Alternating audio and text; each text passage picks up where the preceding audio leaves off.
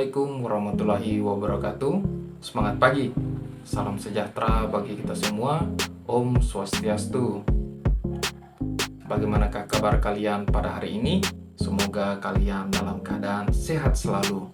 Pada materi sebelumnya kalian sudah mempelajari tentang bidang-bidang pengetahuan informatika, meliputi pertama, teknologi informasi dan komunikasi, sistem komputer, jaringan komputer dan internet, analisis data, algoritma dan pemrograman, dampak sosial informatika, praktik lintas bidang, dan berpikir komputasional. Pada video pembelajaran kali ini, kalian akan mampu menjelaskan dan menerapkan algoritma standar untuk beberapa persoalan yang disajikan, serta menjelaskan bagaimana data disimpan dalam struktur data tertentu, dan menentukan strategi yang efektif untuk menyelesaikan persoalan yang disajikan. Tujuan ini yang akan kita capai pada bab 2, berpikir komputasional. Ketika kalian menghadapi suatu permasalahan yang harus kalian selesaikan, tentunya kalian menentukan strategi, bukan? Apa itu strategi? Mengapa? Dalam menemukan solusi, kalian perlu menentukan strategi. Banyak peralatan dan aplikasi di dunia digital sekarang ini menggunakan komputer. Komputer dan aplikasinya dibuat oleh ahli informatika, sehingga membuat komputer tampak seperti mesin yang cerdas. Namun, benarkah komputer itu cerdas? Bagaimana komputer bisa melakukan tugas seperti manusia? Mari simak penjelasan berikut ini. Kegiatan utama dalam berpikir komputasional ialah penyelesaian masalah atau problem solving untuk menemukan solusi yang efisien, efektif, dan optimal, sehingga solusinya bisa dijalankan oleh manusia maupun mesin. Dengan kata lain, kegiatan dalam berpikir komputasional ialah mencari strategi untuk mengatasi persoalan. Persoalan apa yang akan diselesaikan? Sebetulnya, hampir semua persoalan sehari-hari mengandung konsep komputasi, sehingga bisa diselesaikan dengan bantuan mesin komputer. Sebagai contoh, robot yang bertugas melayani penjualan di restoran atau mengantar makanan dan obat untuk pasien di rumah sakit yang sudah dipakai di beberapa negara maju. Sistem komputer untuk memantau perkebunan sawit yang siap panen dan sebagainya. Sistem komputer pada hakikatnya meniru dunia ini untuk dijadikan dunia digital, sehingga bisa membantu atau menggantikan manusia dalam melakukan pekerjaan-pekerjaan yang sulit maupun membosankan. Terdapat 4 fondasi berpikir komputasional yang dikenal dalam ilmu informatika, yaitu abstraksi, algoritma, dekomposisi, dan pola, yang sangat mendasar dan secara garis besar dijelaskan sebagai berikut. Pertama, abstraksi, yaitu menyarikan bagian penting dari suatu permasalahan dan mengabaikan yang tidak penting, sehingga memudahkan fokus kepada solusi. Yang kedua, algoritma, yaitu menuliskan otomasi solusi melalui berpikir algoritmik atau langkah-langkah yang terurut untuk mencapai suatu tujuan atau solusi.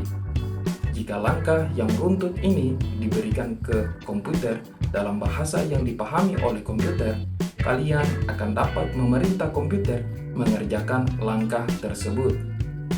Yang ketiga, dekomposisi dan formulasi persoalan sedemikian rupa sehingga dapat diselesaikan dengan cepat dan efisien serta optimal dengan menggunakan komputer sebagai alat bantu. Persoalan yang sulit, apalagi yang besar, akan menjadi mudah jika diselesaikan sebagian-sebagian secara sistematis.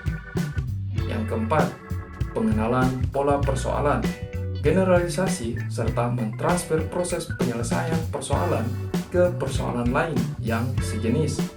Berpikir komputasional perlu diasah dengan latihan rutin, mulai dari persoalan sederhana dan kecil. Kemudian secara bertahap persoalannya ditingkatkan menjadi makin besar, kompleks, dan rumit.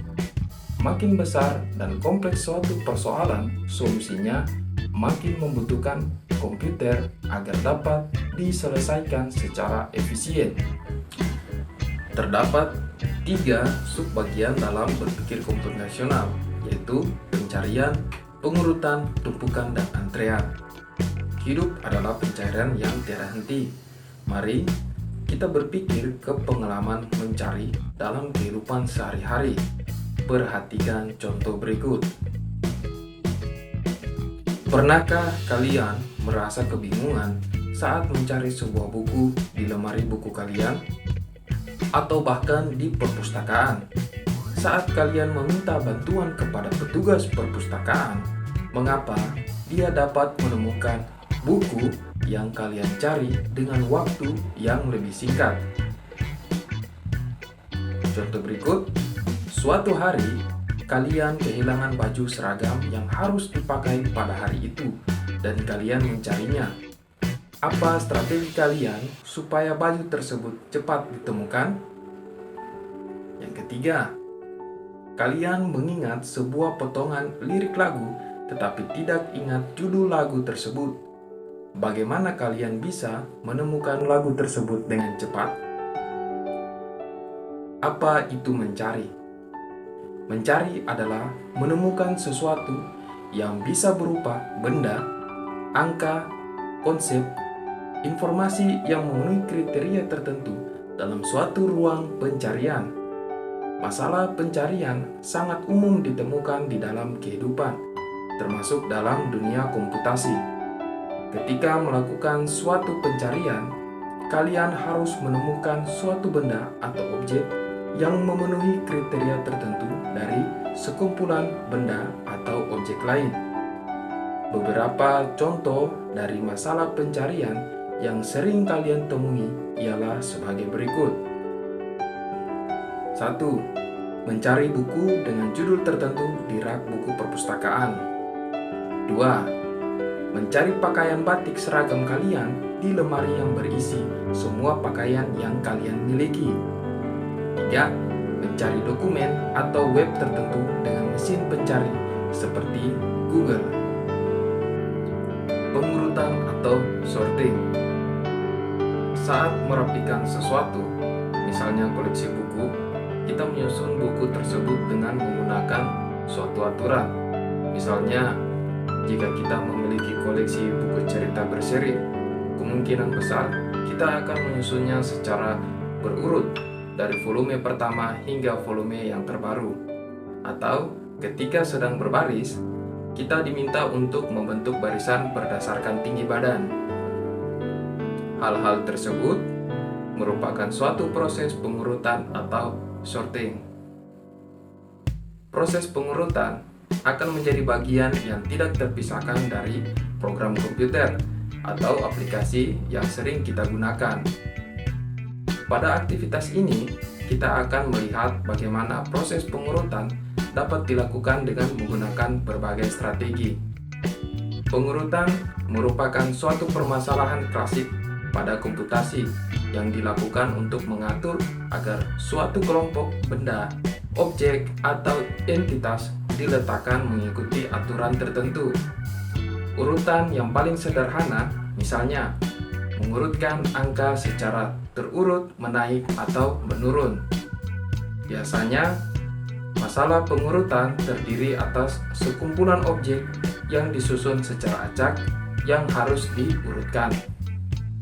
Setelah itu, secara sistematis, posisi objek diperbaiki dengan melakukan pertukaran posisi dua buah objek. Hal ini dilakukan secara terus-menerus hingga semua posisi objek menjadi benar. Tumpukan atau step dan antrean atau queue. Kita akan mempelajari sebuah konsep cara penyimpanan data atau objek dalam sebuah struktur yang akan menentukan urutan pemrosesan data atau objek tersebut, yaitu tumpukan atau step dan antrean atau disebut queue. Kedua konsep berbeda ini memiliki prosedur yang berbeda dan digunakan dalam menyimpan dan mengeluarkan data. Konsep tersebut masing-masing memiliki peranan yang berbeda-beda dan digunakan pada situasi yang berbeda pula. Bayangkan sebuah loket di sebuah rumah sakit, di mana para pasien yang akan berobat diminta untuk mendaftar lebih dahulu di loket penerimaan serta mengisi formulir pendaftaran. Setelah formulir pendaftaran tersebut diisi, para pasien akan mengembalikan formulir ke loket dan menunggu dipanggil oleh petugas. Kebetulan di pagi hari dokter yang bertugas belum datang, sehingga para pasien harus menunggu. Ketika sang dokter tiba, petugas loket akan memanggil para pasien satu persatu untuk mendapatkan layanan. Perhatikan sekarang bagaimana urutan pasien itu dipanggil oleh petugas loket. Misalkan, petugas loket menumpuk formulir-formulir tersebut, di mana formulir yang baru diterima diletakkan di atas formulir yang sudah diterima sebelumnya. Kemudian, ketika memanggil pasien, petugas tersebut memanggil dengan urutan mulai dari formulir yang berada di atas tumpukan. Menurut kalian, apakah urutan tersebut adil atau sesuai dengan yang diharapkan para pasien? Mengapa? Selanjutnya, bagaimana cara petugas menyusun tumpukan formulir dan cara urutan memanggil para pasien dari tumpukan formulir sedemikian rupa sehingga pasien yang datang dan mengisi formulir lebih dulu akan dipanggil lebih dulu juga atau sebaliknya. Dalam dunia komputasi atau informatika, terkadang kita perlu untuk menyimpan data atau objek dalam suatu urutan tertentu untuk kemudian sewaktu-waktu diambil atau dikeluarkan kembali, mungkin untuk diproses lebih lanjut atau untuk tujuan-tujuan lainnya. Ada dua cara utama kita dapat melakukan penyimpanan ini. Yang pertama adalah antrean. Pada metode ini, objek-objek disimpan dalam metode penyimpanan yang berupa sebuah antrean, sehingga objek yang pertama lebih dulu datang juga akan lebih dulu keluar dan selesai, layaknya sebuah antrean di loket, pintu masuk, dan lain-lain. Prinsip ini disebut prinsip first in, first out. Dalam sebuah antrian orang, misalnya jelas orang yang pertama datang akan berada di depan antrian dan harus menjadi yang pertama yang mendapat pelayanan. Yang kedua adalah tumpukan. Pada metode ini, objek-objek disimpan dalam metode penyimpanan yang menyerupai sebuah tumpukan. Misalnya, tumpukan piring. Dengan demikian, objek yang pertama lebih dulu disimpan justru akan menjadi yang terakhir keluar. Prinsip ini disebut juga last in, first out. Dalam tumpukan piring misalnya, piring pertama yang diletakkan akan berada di posisi paling bawah. Dan jika kita ambil piring satu persatu dari tumpukan itu, tentunya piring yang berada di posisi paling bawah tersebut akan menjadi yang terakhir diambil. Baiklah, tadi kita sudah mendengarkan penjelasan singkat apa itu berpikir komputasional. Pada dasarnya, berpikir komputasional adalah untuk menyelesaikan masalah dan menemukan solusi yang efisien, efektif, dan optimal. Serta terdapat 4 fondasi berpikir komputasional, yaitu abstraksi, algoritma, dekomposisi, dan pola. Dan terdapat 3 subbagian dari berpikir komputasional, yaitu pencarian, pengurutan, tumpukan, dan antrean. Bagaimanakah pembelajaran kita pada hari ini? Silakan tulis di kolom komentar. Yang belum subscribe, jangan lupa subscribe dan bunyikan loncengnya agar kalian tidak ketinggalan informasi materi pembelajaran informatika terkhususnya kelas 10. Terima kasih telah mengunjungi channel Xguru 93. Sampai jumpa lagi di video pembelajaran berikutnya.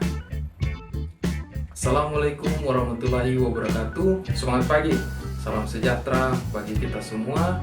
Om Santi Santi Santi Om.